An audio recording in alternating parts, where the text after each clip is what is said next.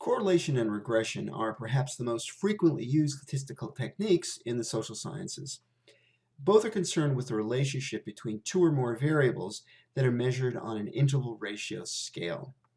Correlation is the simpler of the two, so we'll start our discussion with that. This chart shows the relationship between the median age at which women marry and the median age at which men marry for a sample of respondents to the General Social Survey. It's an extremely useful chart analytically since it provides anyone looking at it with lots of information. You probably remember charts like this from high school algebra. Each point represents a couple and the age of the man and the age of the woman when they got married. For this couple here, for example, it looks like the man was about 26 and a half and the woman was about 25. Overall, the points are fairly close together and the relationship is a positive one. As the age for women increases, the age for men also increases. There's some variability in the data, but overall it looks as if women marry men who are just about a year or so older than they are. This point over here is a little bit of an outlier, but not by much. The woman in this couple married a man who is about 3 years older than she was. By the way, this chart is called a scatter plot or a scattergram. Here's another one. This one shows the relationship between births per woman and literacy rate for a range of countries. It's quite a bit different from the previous scatter plot. First of all, the relationship depicted here is negative or inverse. As literacy rates increase, births per woman decrease. This phenomenon, by the way, is called the demographic transformation. These countries up here, for example, have very low literacy rates and very high birth rates. These down here have high literacy rates, but low birth rates. Unlike the other chart, however, the points here are more spread out. For example, looking at this group over here, countries at about the 50% literacy rate, you can see that some have relatively low birth rates, whereas others still have high birth rates. Even down here, looking at countries with nearly a 100% literacy rate, there's still a good deal of diversity among birth rates. Let's take a look at another one. This chart shows the relationship between age and marathon run times in hours. It's hard to see any kind of relationship in these data. There are young runners with slow times, moderate times, and fast times, and older runners also with slow, moderate, and fast times. A scatter plot like this one suggests that there's no relationship between age and marathon speed. Here's another one showing the relationship between residents' median income and tax revenue. Pictures like these provide a first step in getting an idea of the relationship between the two variables. With them, we get a general sense. The closer the points are clustered together, the stronger the relationship, etc. That said, there are a lot of points to contend with. It can be difficult to get an accurate view of what's going on. That's where the correlation coefficient R comes in. R gives us a number that describes the relationship between these variables mathematically. Here are some facts about R. R ranges from -1 to +1. Strong correlations are close to -1 or +1, and weak ones are close to 0. Negative values indicate an inverse or negative correlation, and positive values indicate a positive correlation. Here R equals 0.72, indicating a fairly strong relationship between height and weight.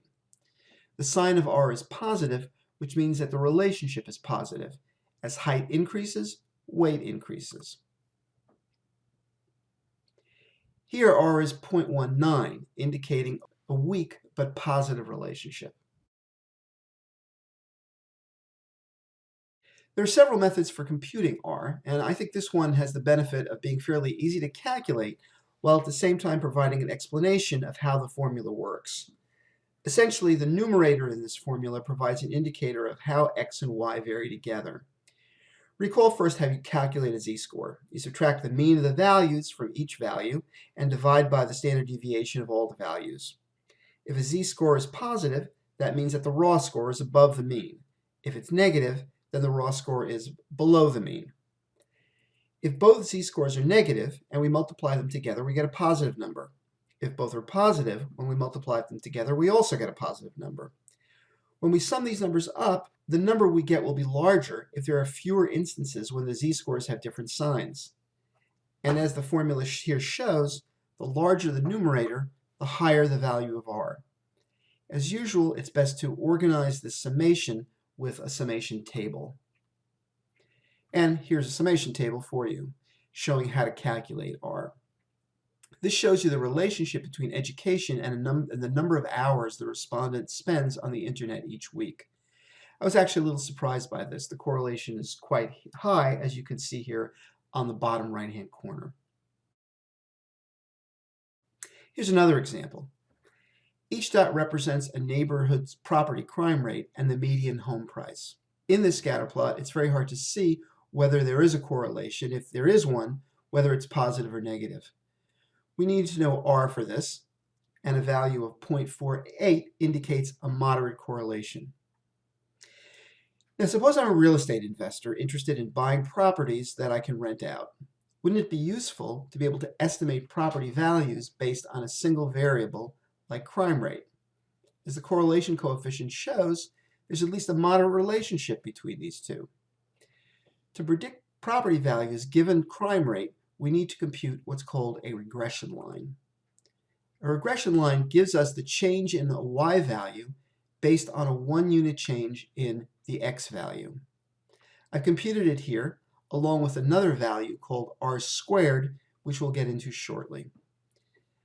What this equation says is that for every 1-unit increase in property crime rate, there'll be a $4,285 decrease in property values. Just a note, I've expressed the property values here in hundreds rather than hundreds of thousands, so therefore we have to multiply the coefficient shown on the screen by 1,000. That's how I get the 4,285. 428,000 is the y-intercept, the point at which the regression line crosses the y-axis. And if you extend the line with your eye, you get an idea that that's about right. Microsoft Excel never draws these with perfect accuracy, but it looks to me as if that line would cross around 440 or something like that. The general formula for the regression line is y equals b times x plus a, where b is the slope of the line and a is the intercept. The point where the line, again, the point where the line crosses the y-axis. The formula for b, if you look at it closely, is really not all that different than the formula for the correlation coefficient, at least with regards to the numerator. As with r, we get that numerator by computing a covariance, which is essentially a statistic that describes how x and y vary together, and then we divide that by a statistic that describes how x varies by itself. The formula for the intercept here is self-explanatory. But what really is a regression line? In a nutshell, the regression line is the single line that can be drawn through these points that maximizes the sum of the distances from each point to itself. Because of the way it's calculated, we call it the least squares regression line. I've drawn these distances here in orange to show what I'm talking about. In this case, only one of the points actually touches the line, our red regression line. But nonetheless, this is the only line that minimizes the sum of all these orange lines. Just for fun, I'll draw another line. Even though this line intersects 3 of the points, the increase in the distances between the remaining points is larger than the decrease that occurred because the other points now touch the red regression line. There's just one more thing to introduce on this slide, and that's this thing over here called r squared. R squared is called the coefficient of determination, and it's literally Pearson's R squared. R squared gives us the percentage of variability in the relationship between x and y that's explained by y. In this case, it tells us that 23% of the variability in property values is related to property crime. Well, what explains the other 77%? Well, it could be many things. It could be the size of the homes, it could be the quality of the schools, it could be access to public transportation. There's nothing in this model that gives us that. These are only guesses. To explore that question, we need to perform a multiple regression analysis. In multiple regression, we can have as many independent variables as we need. Each will have its own slope coefficient, and if we choose our independent variables correctly, we ought to be able to get an increase in the value of R squared, indicating greater explanatory power of our model. We don't cover multiple regression in a course like this. It's a huge field, and you could easily take 1 or 2 graduate level courses only on that subject. Let's just take a look at one more bivariate relationship. This scatter plot shows the relationship between the number of runs scored and the number of runs prevented. That's the runs differential value along the horizontal axis. And the number of wins for selected Major League Baseball teams in, I think it was 2015. Just to be sure you understand the chart, negative values for runs differential indicates that the team allowed the opposing team to score more runs than it scored itself throughout the course of a season. Positive values indicate that the team scored more runs than it allowed the other team to score. Not surprisingly, the greater the value of the runs differential, the more wins the team had. We can calculate the number of runs for a given runs differential value by multiplying the value that you see in the equation, the B value of 0.1014, and adding 80.969, the intercept. Let's look at the R squared value, though. It's about 0.86, indicating that the runs differential explains about 86% of the variation in wins. Notice that the points here are clustered very closely to the regression line. And think back and compare it to the R-square value for our property crimes property values chart. You step back in the video, you'll see that our points were quite a bit further away from the regression line, and that at the same time we also had a much, much lower value for R-squared.